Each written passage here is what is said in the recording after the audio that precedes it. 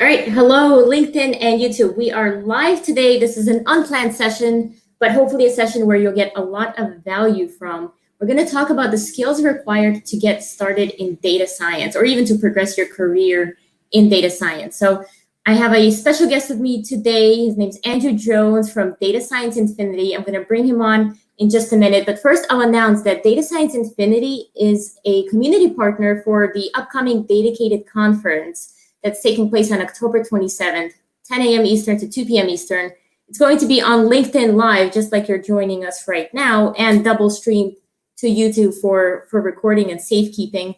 But as part of the community partnership, Alex is nice enough to give away three half-hour sessions, one-on-one coaching sessions, where he's going to actually sit down with you live and talk to you about your data science career and do a bit of coaching on interview skills and resumes and all that good stuff. So in order to win, you have to ask great questions from Andrew. Any questions you have in terms of skills required for getting into data science, we'll take them.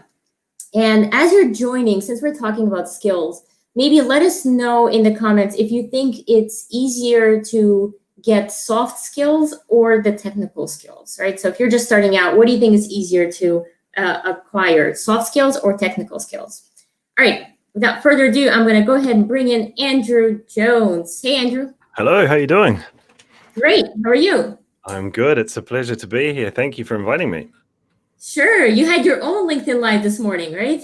I did. I've already done over an hour of LinkedIn Live with another Kate, so I am all over LinkedIn at the moment. My face is everywhere. Not that that's a good thing, maybe, but it is. Well, Andrew, why don't you tell the audience a little bit about yourself? So I am a data scientist. I have just in the last 6 months created something called Data Science Infinity, which I'll talk about a little bit more in a moment. But I come from a little bit of a different background to most data scientists, I suppose. So I didn't formally learn data science or computer science or mathematics. I actually have a degree in marketing and a degree in psychology. So I landed in analytics, I suppose, before the word data science was popular, by playing indoor cricket with a colleague, a friend of mine, and he was the manager of a marketing analytics team. And I just got talking to him as I sort of graduated from university. And he said, well, you like maths and you like marketing, so how would you like to be a marketing analyst? So I said, yeah, sounds good to me.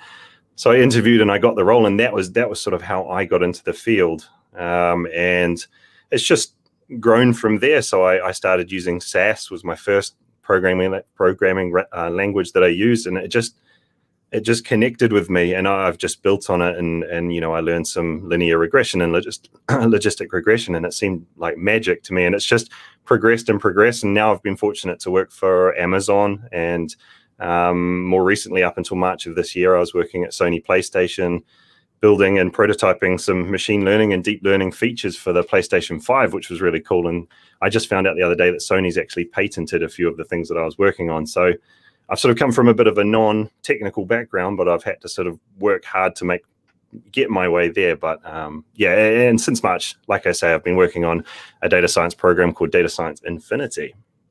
Awesome. Thank you so much. I think it's good that you have this, non-traditional, I'd say, background, and you've gotten into data science and worked at these great companies, because that's what you're helping people do now with Data Science Infinity, right?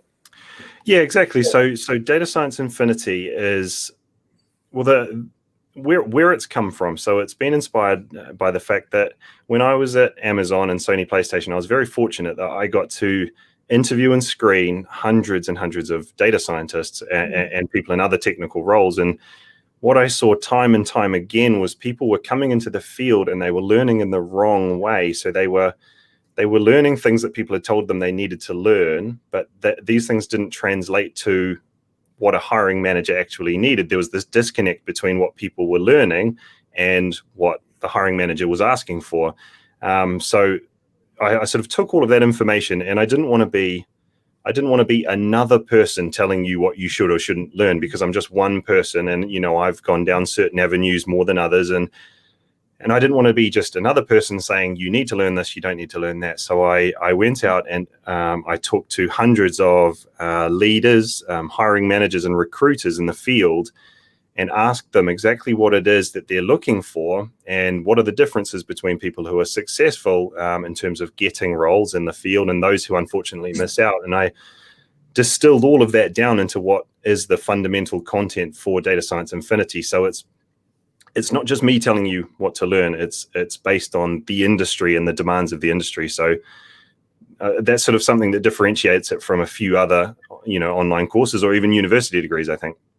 Yeah, absolutely. I agree. I'm just hopping into the comments. So the question I asked everyone as they were joining was if it's easier to pick up soft skills or technical skills. And Sheetal says it's easier to learn technical. Peter says soft skills. Adrian says soft skills are much harder as they take life experience. I think it's people, I think that based on your personality as well, the answer always differs when you ask this question. But what do you think, Andrew? What's easier to pick up, soft skills or technical skills?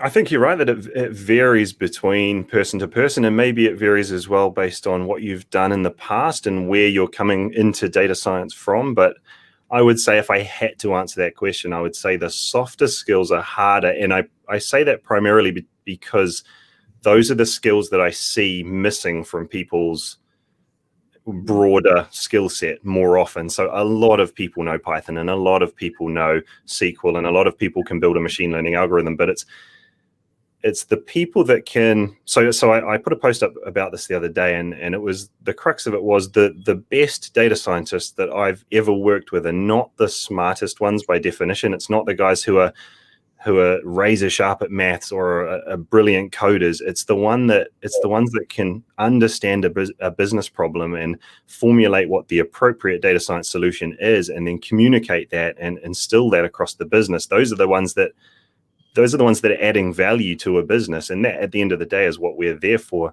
Nobody's really paying us to just sit in a chair and be really good at maths or really good at coding. They're paying us to add value. So from a point of view of like what makes a great data scientist, I think it's that value add, and I think it's those soft skills which complement the technical skills, but those are the ones that really progress you into a great data scientist. Yeah, really, that next level. I absolutely agree. We have a question here from Jessie. What's your handle, Andrew? Because she'd love to follow you, but there are a lot of people with your name.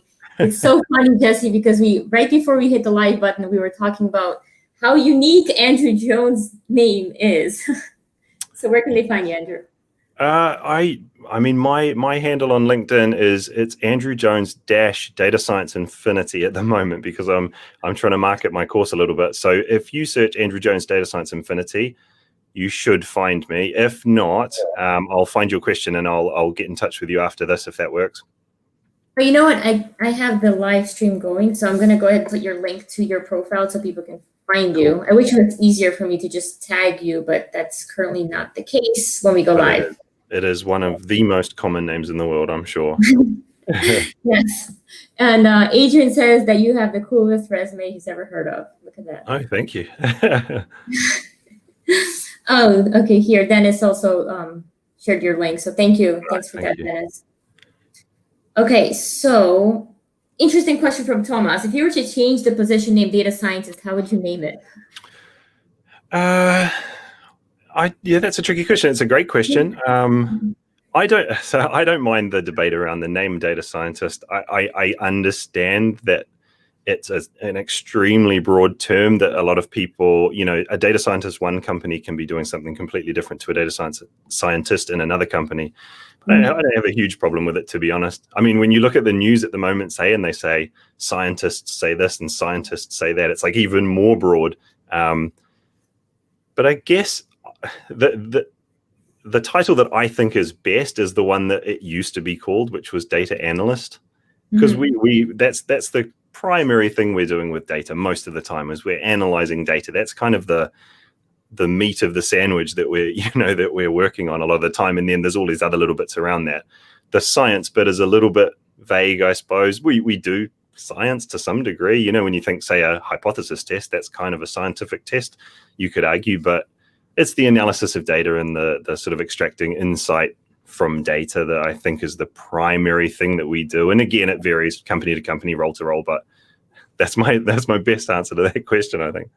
Yeah, I think that was a tough question. That's why you're here, Andrew. You're here to answer all the questions. So, question here from Adrian. What's been your biggest challenge and hurdle to overcome?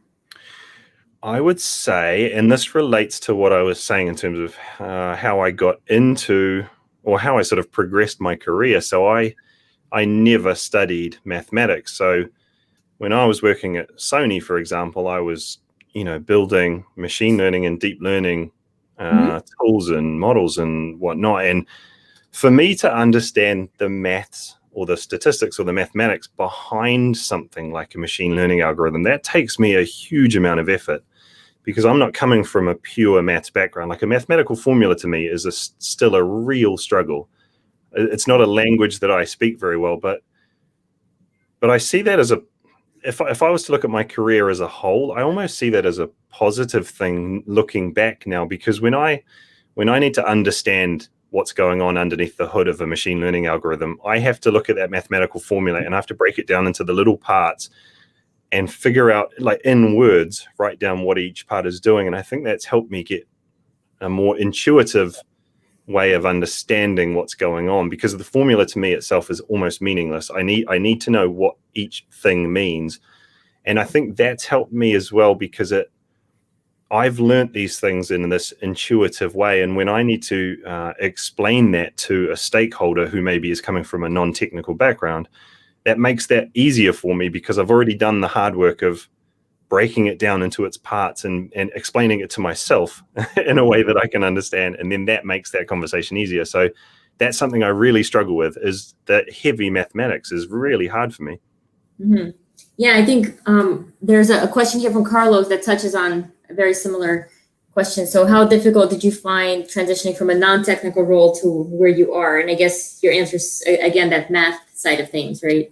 Yeah, although I've never been in a non-technical role. So that very first role I got was a technical role. It was an analyst role using SAS as the programming language. And then, early on in my career, I was using linear regression, logistic regression. So I sort of translated from non-technical degrees at university, I suppose. And then I sort of fell into it. Like I say, I was playing cricket with a guy and he offered me an interview. So I just happened to fall that way. But I don't know, for me, I've always, it feels like quite a natural thing for me, trying to figure out how something works. And that's why I enjoy it so much, and why I'm passionate about progressing my career, and why I'm passionate about helping other people, I think, because, I really have to work hard to figure this stuff out. But once I've figured it out, I really enjoy that process. So I want to help other people get there as well.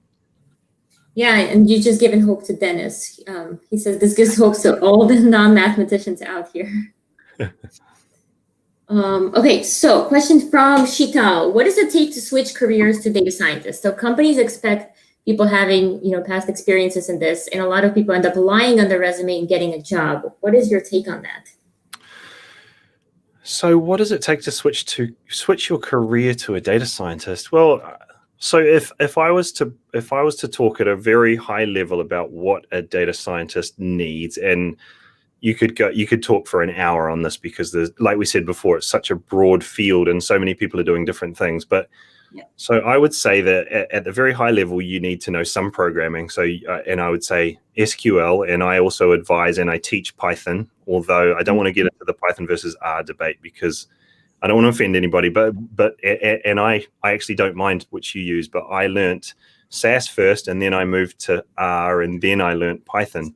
And I love R. I love R to bits, but I learned Python because it integrated better with some data engineering teams that I was working alongside at Sony, and they'd had more experience using Python rather than R. So it just made that a little bit easier. But so you need some coding skills. You do. You need some math skills, but what I say to people is, don't fear the mathematics that people tell you need. Some people will say that you need to read mathematics textbooks for like a year before you're allowed to touch a machine learning algorithm. And I completely come at it from the other angle, I think. And I can't remember who said this. Somebody, Jeremy Howard, I think, who was the creator of Fast AI. His view on this was that if you want to teach your kid to play baseball, you don't start by teaching them the the laws of physics and why a ball curves through the air and why when you hit a ball it goes a certain distance. You go and hit a ball and you see what happens, and then you hit it again, and when you miss it, what happens and what do you do? And that's how I like to learn the mathematics of it. Just like push some buttons and see what happens, and then turn the dial and push the button again. Yeah. So don't fear the mathematics. I think that's just a really exciting part of it to get into, but you do need to know some mathematics and some statistics, but try and learn that in an intuitive way, because that's what I think helps make it more fun and make it more accessible. You need to know some data exploration, so libraries like Pandas and Python, or say data visualization with Matplotlib or Tableau. These are the sort of high level things you need. Mm-hmm. But remember, at the end of the day, it's not all about the technical skills. It is, like I was saying before, the best data scientists aren't the ones necessarily with the best technical skills. They're the ones who can understand the business problem and come up with an appropriate and relevant data science solution, which the business buys into and then gets put into place, whatever it may be. So if you're coming from another field, I think see that as a positive, because you can add so much more to the data science role than somebody who's coming from no experience. So I think my overall view is that those are the sort of high-level things you need. I can't remember the rest of the question. It was about some people end up lying on their CVs, but... Yes, pretty much, because the expectation from companies is that you have experience, which leads people to pretend they have experience. I've actually witnessed that with a couple of close friends who have had to pretend they've had their own consulting company in order to get a job somewhere. It's actually worked out really well for them, but it's that balance of, okay, am I going to lie on my resume now just to even get an interview? Yeah, I think don't. The other thing is, people often see the data science title as the thing they need to get, but don't think that a data analyst or a data engineer, don't think there's a hierarchy there. They're just three parts of a wider data, the data requirements of a business. And getting into a data analyst role is probably easier because the competition's slightly lower, because everyone's trying to get the data scientist title.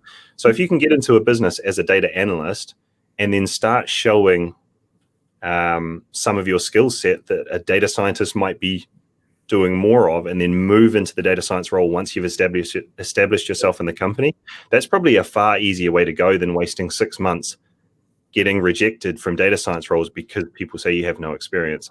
I think try and get into a company and then show the value you can bring, and then maybe move across, or maybe it doesn't matter. Maybe be the best data analyst that there is in the company and earn your money that way. Yeah, I agree. I think there's also a disconnect, a pretty big one, where the titles of the jobs are not necessarily consistent, right? So there could be a data analyst doing a data scientist job because the company is trying to save money hiring a data analyst and then really making them a data scientist, and other way around, where they call something a data scientist to attract talent, but really give you a job of a data analyst. So I think there's definitely a disconnect. So a lot of times I tell people to not even look at the job title, but read the day-to-day, description of what will you be working on, what are the requirements and skills you need to know. Okay, you spoke about technical skills, and we actually have so many questions coming in. But I want to touch on something you just come out with for Data Science Infinity that is free for people. And I'm going to share my screen to your Python and Data Science mini course. Yes. You can tell people about that as I share the screen. That would be great. Yeah. So this is something that I'm going to be creating over the next week or two. So it's going to come out very soon, but it's a free Python data science and machine learning mini course. So what I want you to do, and it's aimed at professionals. So maybe you're already working, but it's not necessarily only for professionals.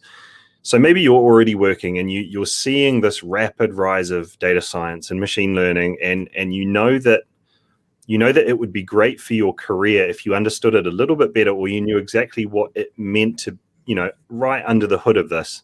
And you've always wanted to get into it, but you just didn't know how to get there, because doesn't seem that accessible. So what I want to do is, in the space of maybe 2 hours on the weekend, this is the scenario that I envisage you would do it in. So a couple of hours, set aside a couple of hours in the weekend, and in the space of 2 hours, what we're going to do is, as Kate scrolls down, so we'll install Python and learn the basics of that, and that's really, really easy. So you don't need to worry about that. And then we're going to manipulate and analyze a data set, which is one of the most common things that a data scientist would do. We're just going to do something nice and simple, but you'll see the types of things that we often do and the types of considerations we need to make.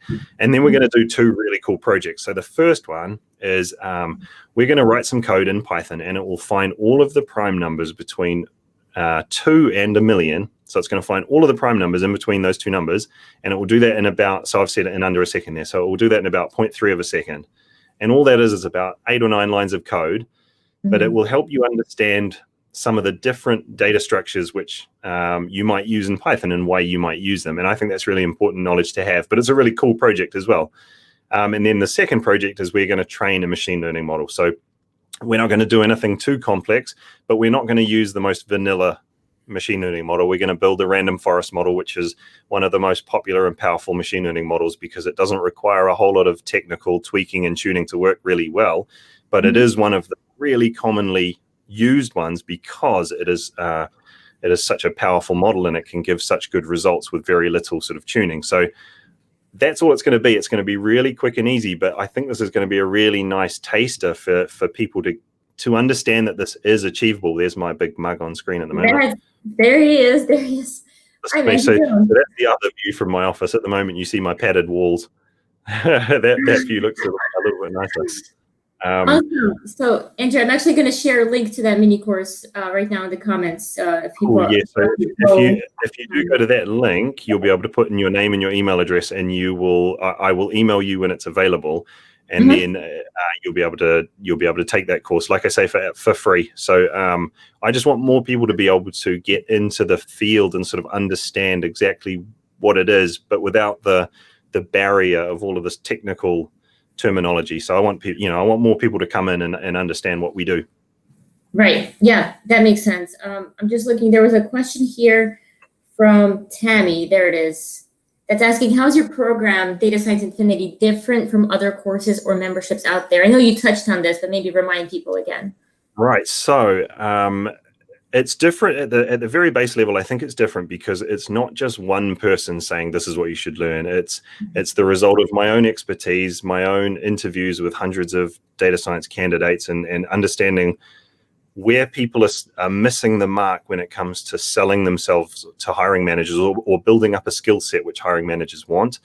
So it's about, so if I was to boil down what I've just said there, it's about learning the right content rather than trying to learn everything. So learn the right content and learn it well rather than trying to learn everything and sort of spreading yourself too thin.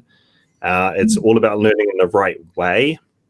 And what I mean by that is something I've touched on as well, which is everything in the course is focused heavily on intuition and understanding. So take the statistics section of the course. So instead of firing mathematical formulas at you like a statistics textbook might, we learn everything with cool sort of scenarios. So in the statistics one, we're the head coach of an NBA basketball team, and we need to find out exactly what's different between our team and other teams, and whether we want to replace our star player with the new player who's performing quite well. So everything's really focused on getting the right understanding, and that's based on feedback from other students that I've mentored in the past. So another part of the course is the machine learning part, which is obviously a big part of what we do in data science. And the way we run through every algorithm is we start with a high level intuition, like theoretical intuition, where you get to understand what it is the algorithm does. And then we jump into Python and we code up a very basic code stencil. So you can push the buttons and see what happens without worrying too much about the technical side of it. And then we go back into understanding everything that's going on under the hood, the mathematics behind it and why it happens that way. And then we jump back into Python and we do the advanced version, and we apply that to our mock client, which we have, which is a grocery store called ABC Grocery, and we're helping them throughout the course build up their data science capabilities. Awesome. I think that's very applicable. One more thing, which I have to mention about why it's different from other courses is, so it's going to evolve over time. So it's not just static content. So I'm going to be adding content to it over time. But also, if you sign up to Data Science Infinity, it's not just the content. You get the unlimited guidance and support. So you get access to the private members group where you can ask me and the other members of the course any questions at all you want, and that's unlimited. So if you're at the start of your career, or if you're interviewing, or if you've landed a job and you want to know how would you approach this problem that has landed on my desk, then I'm there to support and guide you. So it's different, because a lot of other courses say learn data science in 6 weeks or learn data science in 3 months. This is Data Science Infinity, which is saying it's not a destination, it's a journey. As cheesy as that sounds, it isn't a fixed period. It's unlimited access. So you're going to continue learning over time. Infinity, I love that. There's actually a question about the course that I don't think we touched on. Is what time zone are you based off for this course? So if people do want that personal touch and have those conversations with you, how does that work? So I'm in London. So I'm on GMT +1. I learned this morning that Greenwich Mean Time is not just the time in London. I never knew that. We have daylight savings time as well. But yeah, so I'm in London. So so if you're in the private members group from the hours of 9 to 5, I will be very responsive. Outside of those hours, I'll be slightly less responsive, but your question will always get answered, and I'll always try my best to, your question will always get an answer, even if it's the next morning when I get in. I'll prioritize your question. So it is something that is a bit tricky, and once Data Science Infinity scales and grows a bit more, then maybe I'll bring on a mentor who might live in a time zone that works well for other people as well, because I think that would be quite handy. Yeah, absolutely. So quick reminder to those who are watching us live, put your questions in the comments, and we're going to address as many as we can probably in the next 30 minutes. Right now, I'm going to play a 15-second commercial for the Dedicated conference. And this is also me testing out StreamYard, because I'm going to be playing commercials during the conference next week. So bear with me. Andrew is going to kick you out and bring you back in 15 seconds. Join us on October 27th, 2020, 10 a.m. to 2 p.m. Eastern, the Dedicated Conference, the first ever conference hosted fully on LinkedIn Live. Join us to hear from all of these amazing speakers, and it's all for free.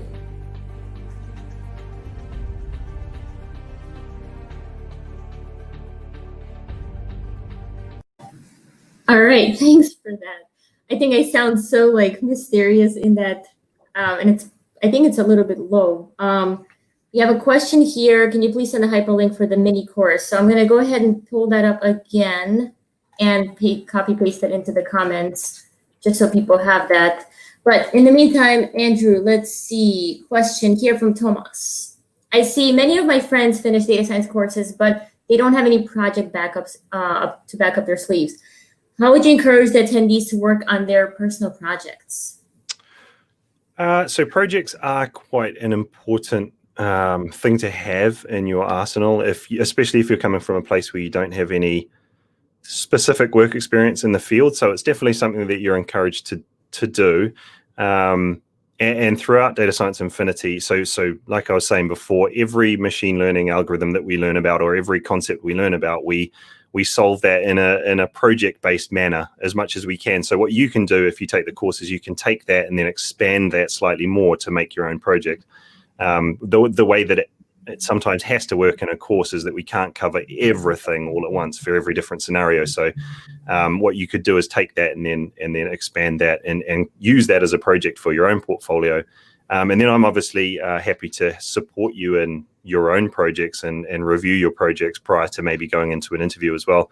But in terms of projects, I think it's quite a good topic to talk about, because a lot of people put a lot of emphasis on the projects that they're doing, and they do it.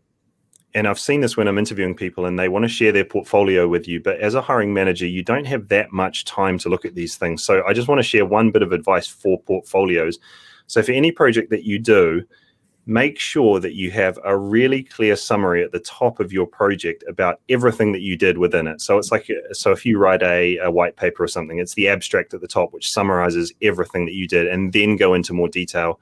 If you make a hiring manager or a recruiter work to get through to see what it is you've done, then and it sounds bad, but it almost goes in the too hard basket, because a hiring manager has so many other things to do in their day-to-day role that they don't have time to spend half a day trying to understand what it was you did. So make everything as easy as possible for them. So summarize, and start from inception right through to conclusion. So what was the business problem that you're trying to solve? How did you what approaches did you look to use, and why did you choose approach C over approach B and A? And then what was the result of it? So what was the tangible impact that you think it had? And it doesn't matter to me as a hiring manager or an interviewer, it doesn't matter too much if you're using a mock data set. So say that the classic one in machine learning is the Titanic data set, where you're predicting who's going to survive on the Titanic. And that's all well and good, and I don't have any problem with that as a project. It's awesome for people getting into the field. But if you did something like that, and all it was this is the model I built, and I got a classification accuracy of 91%, that doesn't do anything for a hiring manager. They can't see how that translates to you adding value to their team. So, and I talked about this morning on my other live session, and I think it seems a bit silly, but if you were to take the Titanic data set and you were to translate that into a true business problem, so frame that as, instead of who's going to survive the Titanic, frame it as, I work for a luxury shipping company and I want to predict what the outcome might be in the case of a disaster, and these are the considerations I need to take into account, and this is the approaches I took, and this is the result. So yeah, I got this classification accuracy, but what does that mean for the shipping company? Try and frame it in a way where the person viewing it can see it as a holistic project, because a lot of the time when you're building a portfolio, you are using sort of stock data sets. Try and turn that into a business problem, even if you have to sort of frame it in a creative way. I think that will get you a lot further, and that will push you to the top of the stack, because everyone's doing, I built this model and I got this percent, accuracy. Yeah, absolutely. And a lot of times you could just find the algorithm and all that stuff on Google, right? Just for that standard Titanic one. So I think it's good to get creative with it. There's actually a question here from Gaurav about resumes, and what advice would you give to someone who has experience solving business issues, has academic projects in the technical skills for a data analyst role, but can't get their resume to stand out? So how do they make their resume stand out? It's a tricky one, because I don't know the exacts of where you're coming from, I suppose, but in terms of key ways to get your resume to stand out, so there's some really simple things you can do, and that's as simple as something like putting your name in big letters at the top, because like I say before, hiring managers and recruiters are having to look through so many of these. And I think the lady I talked to this morning, she said that on average recruiters look at a CV for 6 seconds. So you have to hit them in the face early with, this is why I'm here and this is why you need me. Try and put a profile at the top, a couple of sentences about who you are at the top. And don't just say, I know Python and I know this machine learning model. Always put something like, I'm looking to solve business problems using appropriate data science solutions. Like, as tame a sentence as that is, that can start the sort of cogs ticking as to why you might fit into this team. Because at the end of the day, nobody's paying you to sit in the chair and look smart. They're paying you to solve the problems and add value for their team or for their business. And if you can start getting them thinking about you doing that, even with a subtle change of wording like that, it can make a big difference and put you to the top of the pile. Yeah, absolutely. One thing that's worked for me, and this was years ago when I was exploring potentially leaving my job to get a data science role, what I put on my resume was obsessed with data science. And I remember one of the interviews I went on, they're like, we literally call you in here because it said you were obsessed with data science. They're like, this is exactly what we want. We don't care what you know. We want to make sure you want to learn everything. And I think that stood out for them. So whoever wants to use that, go for it. We've got Scott Taylor here, who misspelled my name. Thanks, Scott. Ravit, who spelled my name correctly. So Ravit, you win this one. Let's see. Questions. There's so many. I'm just trying to choose a good one. Okay. Anish is asking, how important is it for a data scientist to have data engineering or big data skills? That's a very good question. Very good question. And my answer is, it depends.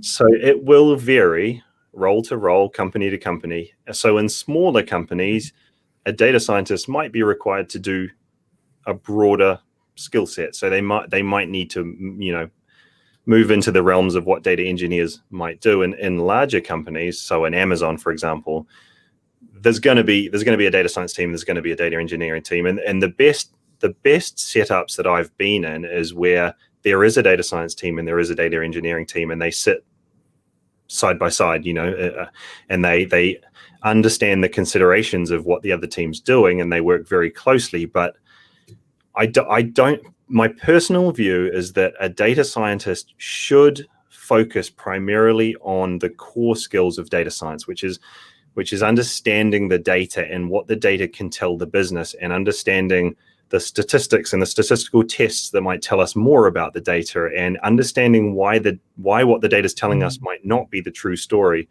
I don't think they should spread themselves too broad, because that takes away from their initial skill set. And I always think about it like this.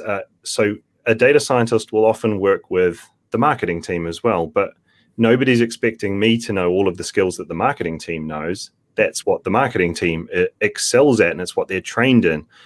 So why are we expecting data scientists to know what the data engineering team does to the extent that the data engineers do? So I think a data scientist should always understand the considerations, or so they should consider what the data engineering team needs to work well and to work seamlessly, because the two teams will be working side by side and they'll be interacting all of the time. So you need to understand what they're doing, but I don't think you need to know data engineering skills to the level that a data engineer would. And I'm coming from big businesses like Sony and Amazon. So in smaller businesses, like I say, that's going to be less, it's going to be a more blurred line. But in bigger businesses, I think there should be a slight line between the two. Yeah, I agree. The bigger companies would have a dedicated data engineering team that you would just have to interact with and understand how you fit together all the pieces of the puzzle. Because I wouldn't trust me to be in charge of the security of the data, or because it'll go wrong very quickly. But put me in charge of what I know how to do, and that's a good thing. But don't expect me to do business critical things that I'm not really sure about. Exactly. If you need data engineering, you need Andreas Kretz and his. Yes, exactly his right. All right, awesome. So question from Sankar: why are companies not providing opportunities to beginners? What skills are required to get an opportunity as a beginner? I think we had a somewhat similar question before. And so data science is a very competitive industry, and a lot of that comes down to the job title, and it's been labeled as the sexiest job of the 21st century. And we know that salaries are very high in the field. So there's a lot of competition, which means that unless you're at the top of the pack, you're going to struggle to get a role. And we see that time and time again. But like we touched on earlier, don't be afraid to get in the door with a different role, whether that's an insights analyst or a data analyst, and then prove your data science skill set once you're in the door. Because it is hard to get a data science role unless you can prove that you're one of the best, because there's hundreds, if not thousands of people, on the LinkedIn jobs applying for every data science role. So it is tricky, but don't forget to get in the door other ways and then move across. I think that's a really good way to do it. Yeah, I agree. Scott's apologized and learned how to spell my name. That's good. And Tom liked the ad. Awesome. There's a question here from Dennis. What works better, deep specialization in a certain topic or a broad set of various skills? We just touched on that with the data engineering bit, but maybe if we talk about it within the data science realm. Yeah, I think, again, a lot of these questions come down to it depends, because specializing heavily in an area can be really good. And it's not something that I've ever done, but I know that there are research data scientists that exist within companies, or even people that go on to do PhDs. It's very specialized work, and it can lead to the pushing of the boundaries of certain areas of the field. And that's really important, because we need people. You can't spread yourself thin and expect to be pushing the cutting edge boundaries of the field. So we need people to be doing that. But then if you're in the 99% of data scientists, and you're working for companies in finance and in retail and working with marketing teams, I think having that broader set of skills is probably more advantageous to you, because it means you can move around and you can experience different industries and different skill sets. And that, I mean, that's where I'm coming from, because I've personally done that. I've worked in lots of different industries, and I think that's benefited me in my career because I've experienced different data and different ways of thinking. And because you work in a different industry, you've seen different types of models being used, and you kind of learn a little bit more that way. But it depends on your personality as well. Maybe you really want to push down a certain avenue. I mean, I've never wanted to specialize myself, or maybe I don't have the skills to get that far down a certain route, so I just spread myself thin a little bit. But yeah, I don't think one's better than the other. Just go with what you're passionate about. If you're really passionate about a subject, then go for it, because that's the main thing. At the end of the day, you're working at a job 5 days a week, 9 till 5. Like, be excited about it and push the boundaries yourself, but don't limit yourself. If you want to check different things out, then do it. But if you want to keep going down that path, then that's it. That's great as well, I think. Yeah, I think it also has a lot to do with people's unique personalities, right? Some people like to do a deep dive in that one thing and be the master of that one thing, where I'm more of I want to do 5 different things and don't want to limit myself to just doing that one. Again, there are plus and minuses to both of those. So I guess it's the "it depends" answer that you've been answering to a lot of questions. It's true. It depends.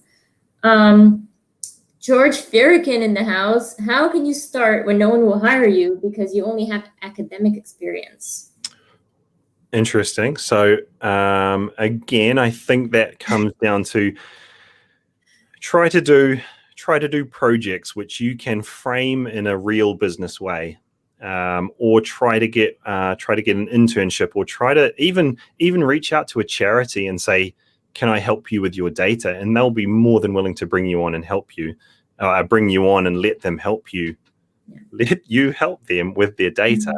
And that becomes your real world experience. But like I say, if you can do a project and frame it in a real business way and showcase to a hiring manager that that's the way you've thought about it, then if you get the right hiring manager, they will see that. They'll see that way of thinking. A lot of these problems come, in my view, because the interviewing process in data science, in a lot of cases, I see it as broken. People are interviewing in the wrong way.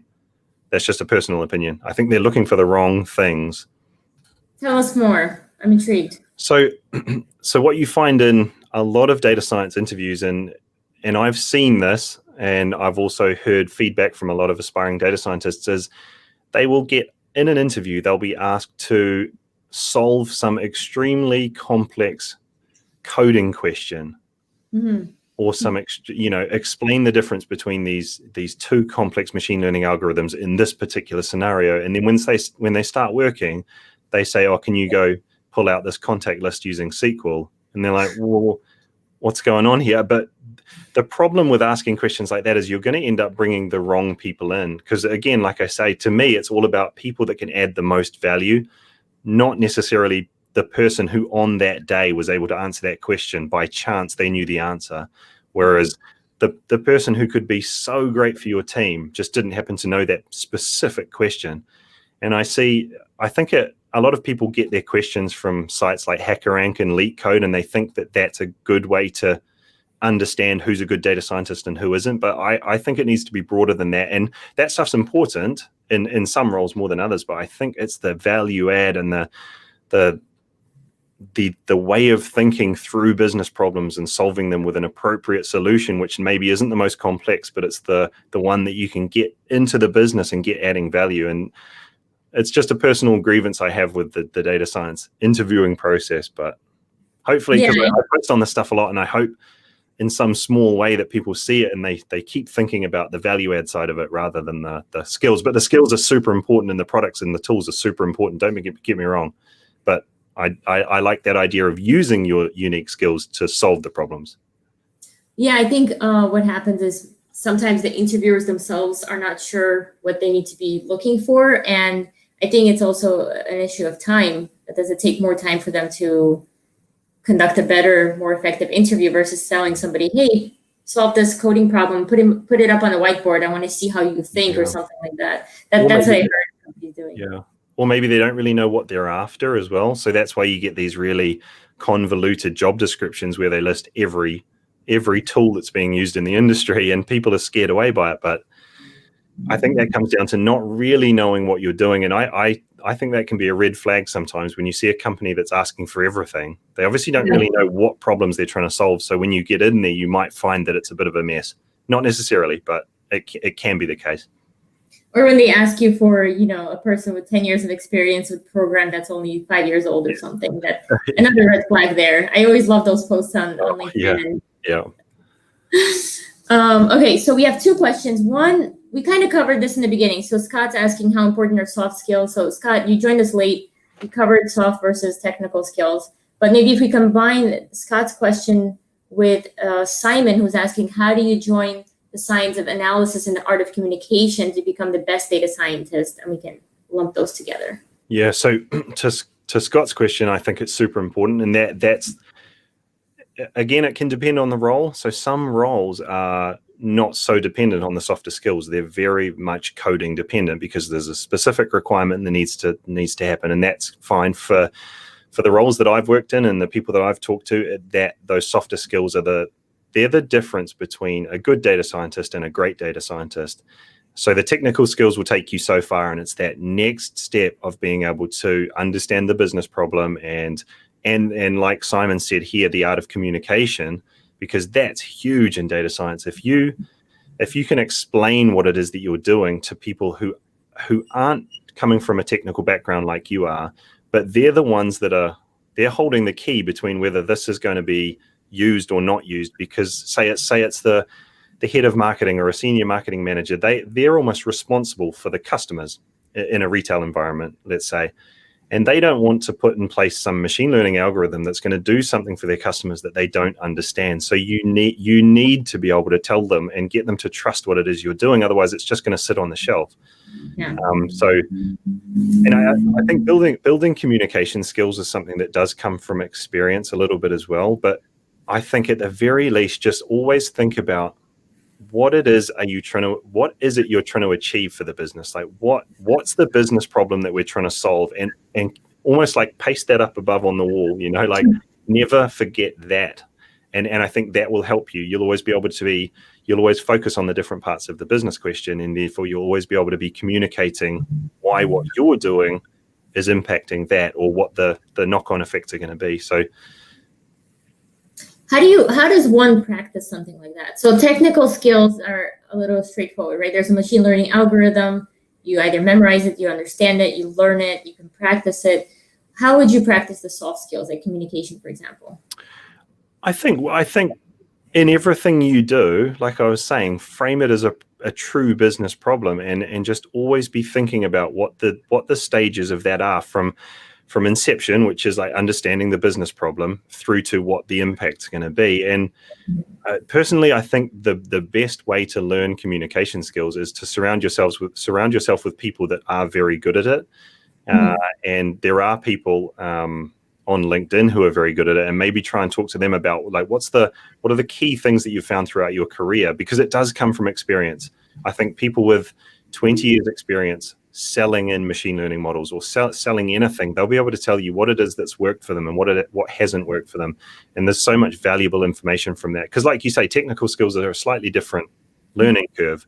You can just hammer away at them, whereas a softer skill like that is harder to learn, but that's why it's the difference between a good data scientist and a great data. It's the cream on top that really separates you, and it's not as natural for some people, but you can always improve it. Absolutely. What are your thoughts on practicing by, let's say, doing a project, right? You take the project from gathering data, cleaning data, applying machine learning algorithms, but then presenting it on video, like share your screen, put yourself on camera and present it and put it up on social media, or send it to a couple of friends who you think do a good job at this. Yeah.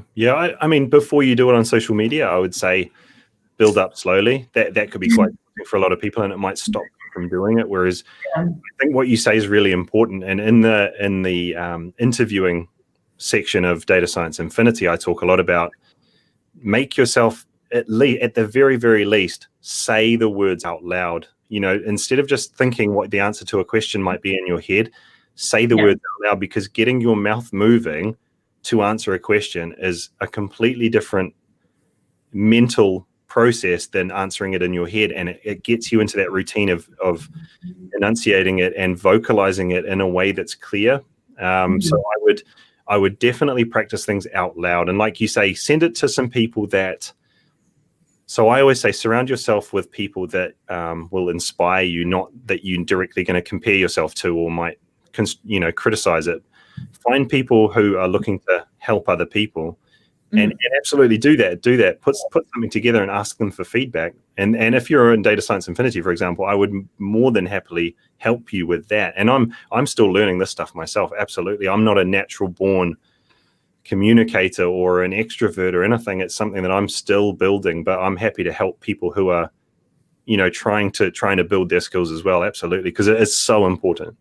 Yeah, I agree. And Simon also said, practice presenting your analytical findings with friends and family, tolerant ones. I think my kids wouldn't mind if I just sat them down. They won't understand any of it, but that could be fun. I had a good question here from William here. So, can you learn machine learning? I'm an accountant with no background in computer system engineering. Is it useful to take online courses for R and or Python? And before you say something, Andrew, I just want to let William know, if he missed it, there is a free mini course on machine learning that Andrew has put out there. I'll share the link one more time, but go ahead, Andrew, answer that question. Cool. Yeah. So the mini course is going to be pretty lightweight. So definitely look at it, and that will hopefully pique your interest in the area. But in terms of learning machine learning without any background in computer systems or engineering, absolutely you can do it. Absolutely. And that is the premise of what I'm trying to do with Data Science Infinity. Like I said earlier, I'm trying to teach people in the right way based on the feedback that I've got from others who are learning in the field. And it doesn't have to be complicated. And people will tell you that you're not allowed to do machine learning unless you've got a mathematics degree, or that you know linear algebra back to front and you know statistics back to front. I don't agree with that. Learn the maths as you go. Learn the maths as you're pushing buttons in a machine learning algorithm. Try it and see what happens, and then change something and try it, and then go watch a video on why that part of the machine learning algorithm works in that way. So that's what I'm trying to do in Data Science Infinity, is bring everything down to the most intuitive level possible, but in a way that still covers what you need to know. So instead of a mathematical formula, instead of all of the Greek symbols, let's write out all of those words and just have the formula like that. And then we can all understand it together. And you can see why when that part goes up, that part goes down. It makes more sense that way. And like I say, I think that's one of the fundamental skills that you can have to be a great data scientist, is learning in that way and then communicating to other people in the business in that way as well, because they don't get the mathematical formulas either. That's what I'm saying. I don't get the mathematical formulas, but that's helped me sell in machine learning models, because people seem to like the way I describe it in a intuitive and basic way, and they then trust the model and they understand what it's doing. So I think you can get into this from any background. Absolutely. Awesome. Thank you. So as we wrap up, I just want to let people know that there is that mini course, but there's also a bigger thing happening with Data Science Infinity. So Andrew, I'm on your main site now, datascienceinfinity.teachable.com. Yes. So this is a full-on course for those who are not at the beginning stages or are ready to jump in with, both feet in the water, or however that quote is said. There's a full course how long is this? Is this the Infinity course that goes on forever? Yes. So this is the big course. This is the one. So this is, I think there's 221 tutorials in there at the moment, and that's going to evolve and grow over time. And they cover, like I say, everything. So when I talk to all of these leaders and hiring managers and recruiters that are in the field, and I distilled down exactly what it is you need to know at the start of your journey and what you don't need to know. Yeah. This is it. This is what you need to know to get started in the field. And it's going to evolve and it's going to grow from there. But you're also going to get this dedicated support and guidance throughout your whole journey. So there's no 6-week time period where you're expecting to be an expert. It's just not the way it works. It's not the way it works for anything in the world. So why expect that to be the case for data science? So yeah, go to the site. It's data-science-infinity.teachable.com. I can, or Kate, if you can put that in, or I if just, you I just put a link there as well. yeah, for that. great. So head there and have a look. So there's the full curriculum. There's all of the information that you'll need.